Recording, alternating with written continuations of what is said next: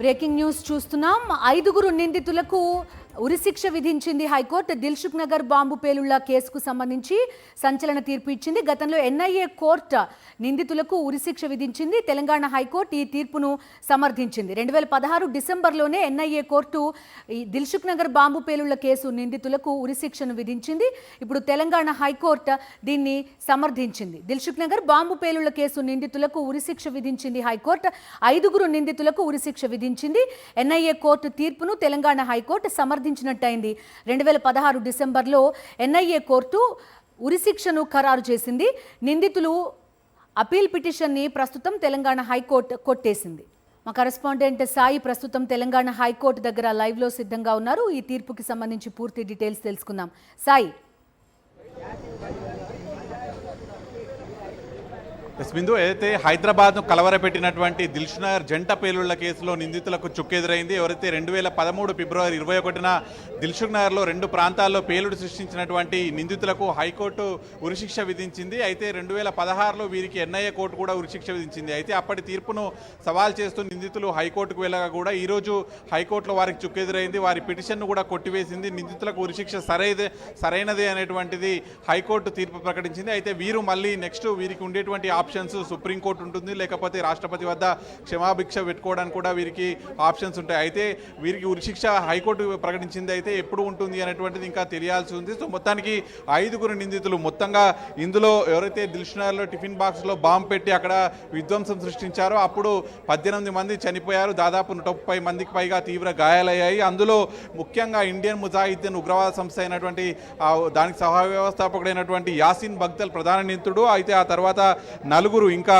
అసదుల్లా అఖ్తర్, జియావుర్ రెహమాన్, తెహసీన్ అఖ్తర్, అజాద్ షేక్, ఈ 5 మొత్తానికి ఉరిశిక్ష విధించింది. అయితే ఇంకా ప్రధాన నిందితుడు రియాజ్ బక్తల్ ఇంకా పరారీలో ఉన్నారు. కర్ణాటక చెందినటువంటి బక్కల్ ప్రాంతానికి చెందినటువంటి వ్యక్తి. సో మొత్తానికి ప్రస్తుతానికి ఉన్నటువంటి 5 నిందితులకు అయితే ఉరిశిక్ష సరైనది అనేటువంటి తీర్పు అయితే హైకోర్టు ఇచ్చింది. గతంలోనే ఎన్ఐఏ కోర్టు కూడా దాదాపు 2013లో ఈ అయితే ఘటన జరిగితే 2016 వరకు కూడా పూర్తిగా దీంట్లో విచారించింది. అనేక ఆధారాలు సేకరించింది. దాదాపు 3 ఛార్జ్షీట్లు నమోదు చేసింది. ఆ తర్వాత దీంట్లో ఎన్ఐఏ కోర్టు కూడా వీరికి ఉరిశిక్ష విధించింది. అయితే ఆ తీర్పు తర్వాత వారు దీన్ని సవాల్ చేస్తూ హైకోర్టుకు వచ్చారు. సో హైకోర్టులో కూడా వారికి చుక్కెదురైందని చెప్పొచ్చు. మరి ఈ పేలుళ్ళు కనుక చూస్తే ఒకసారి 2013 ఫిబ్రవరి 1కి వెళ్తే ఆ రోజున ఎవరు హైదరాబాదీలు మర్చిపోరు. ఆ రోజు దాదాపు సాయంత్రం 7 గంటలు కావస్తుండగా కూడా ఒక్కసారిగా దిల్సుఖ్ నగర్లోని 107 బస్ స్టాప్ వద్ద ఒక్కసారిగా పేలుడు సంభవించింది. ఆ తర్వాత సెకండ్ల వ్యవధిలోనే మళ్ళీ దిల్సుఖ్ నగర్లోని కొనాక్ థియేటర్ వద్ద ఉన్నటువంటి A1 మిర్చి సెంటర్ వద్ద మరొక పేలుడు సంభవించింది. మొత్తం ఈ 2 పేలుళ్లకు సంబంధించి దాదాపు 18 మంది చనిపోయారు. ఈ ఉగ్రవాదులు ఎవరైతే 5 ఉన్నారో వీళ్ళంతా కూడా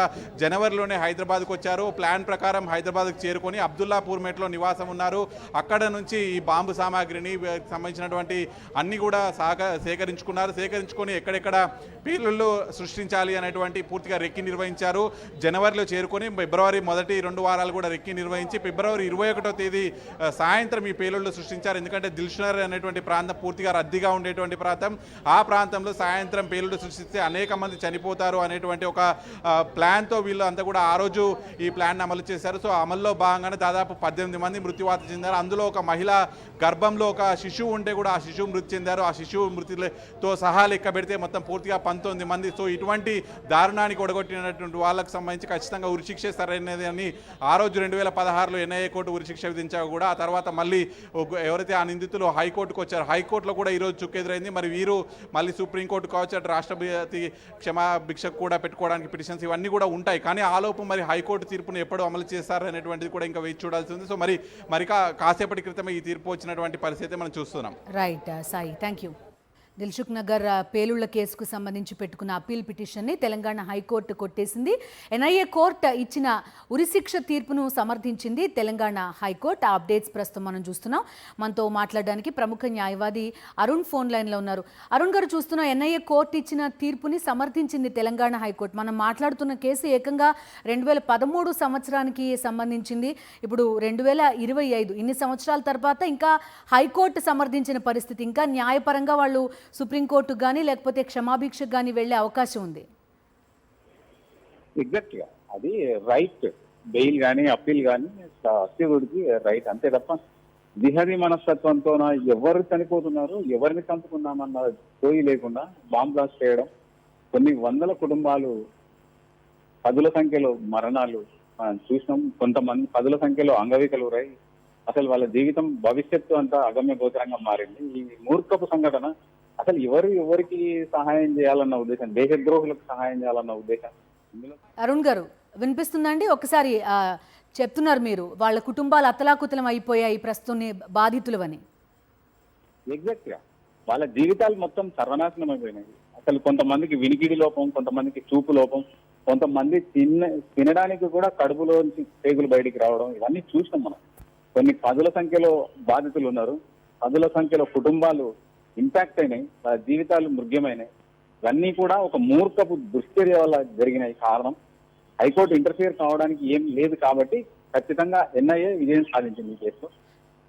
అరుణ్ గారు, ఉగ్ర కేసులకి సంబంధించి కొంత ఈ అప్పీల్స్ వీటి కారణంగా నిజంగానే బాధితులకి న్యాయం జరగని పరిస్థితి చాలా సందర్భాల్లో. మీరు చెప్తున్నట్టుగా ఇప్పటికే బాధితులు ఎంతమంది చనిపోయిన వారి కుటుంబాలతో పాటు తీవ్రంగా గాయపడ్డ వాళ్ళ పరిస్థితులు, వాళ్ళ కుటుంబం పరిస్థితులు కూడా చూస్తున్నాం. మరికొంత ఫాస్ట్ ట్రాక్ అవసరం లేదా? డెఫినెట్ గా అవసరమే. ఏంటంటే భారత న్యాయ వ్యవస్థ పన్నుకు పన్ను కన్నుకు కన్ను సిద్ధాంతం కాదు. కేవలం వాళ్ళని శిక్షించాలి అంటే వీళ్ళకు ఉరిశిక్ష చేసినంత మాత్రాన బాధిత కుటుంబాలకు జరిగే న్యాయం అయితే ఉండదు. అంటే తక్షణ న్యాయం ఉండదు. వీళ్ళకి చెడు జరిగితే, వీళ్ళకు ఉరిశిక్ష పడితే భవిష్యత్తులో మరింత మంది ఇటువంటి మూర్ఖపు సంఘటనలు చేయడానికి ఆగిపోతారు. అంతే తప్ప తక్షణం ఆ కుటుంబాలకు జరిగే మేలు ఏమీ ఉండదు. కాబట్టి మన వ్యవస్థను తో పాటు మనం వెళ్లాల్సి ఉంటుంది. ఖచ్చితంగా ఇది డిలే అయ్యిందని మాత్రం ఖచ్చితంగా చెప్పొచ్చు. 13 సంవత్సరాల తర్వాత ఈ తీర్పు రావడం అనేది బాధాకరమైన విషయమే. హైకోర్టు ఇంకా సుప్రీంకోర్టు ఉంది, ఇంకా క్షమాభిక్ష ఉంటది. కాకపోతే అది ఆ అక్యూజుడుకు రాజ్యాంగం ఇచ్చిన హక్కు. అది తనను తాను అమాయకునిగా నిరూపించుకోవడానికి, నిర్దోషిగా నిరూపించుకోవడానికి ఇచ్చే అవకాశాలు మాత్రమే. జరగరాని సంఘటనలు జరిగి కొన్ని విషయాల్లో కొంతమంది అమాయకులను ఇరికించే ప్రయత్నాలు జరుగుతాయి. అటువంటి దాంట్లో మరి ప్రాణాలు పోతాయి కదా ఉరిశిక్షలు వేస్తే. అందుకే నిలకడ మీదైనా సరే న్యాయం గెలుస్తుందనే ఉద్దేశం ఎన్ఐఏ నిలకడగానైనా సరే హైకోర్టు నుంచి వాళ్ళకి అనుకూలంగా తీర్పును సాధించింది. ఇప్పుడు హైకోర్టు ఉరిశిక్ష విధించింది అనే వరకు తెలుస్తోంది. సో ఇది ఎప్పుడు అమలు చేస్తారు? న్యాయపరంగా దీనికి ఇంకా ఏమన్నా ప్రొసీజర్ లాంటిది ఉంటుందా అంటే ఏం చెప్తారు అరుణ్ గారు? అప్పీల్ అనేది రైట్ కాబట్టి వీళ్ళు ఖచ్చితంగా సుప్రీంకోర్టును ఆశ్రయించే అవకాశాలు ఉంటాయి. అక్కడి నుంచి మళ్ళీ రాష్ట్రపతి క్షమాభిక్ష అనే అంశాలు అన్ని ముడిపడి ఉన్నాయి కాబట్టి ఉరిశిక్షను వాళ్ళు వాయిదా కోరితే, అప్పీల్ ఫైల్ చేసి వాయిదా కోరితే మాత్రమే అది ఆగుతుంది. లేదంటే దానికి డేట్ ఫిక్స్ చేయడం జరుగుతుంది.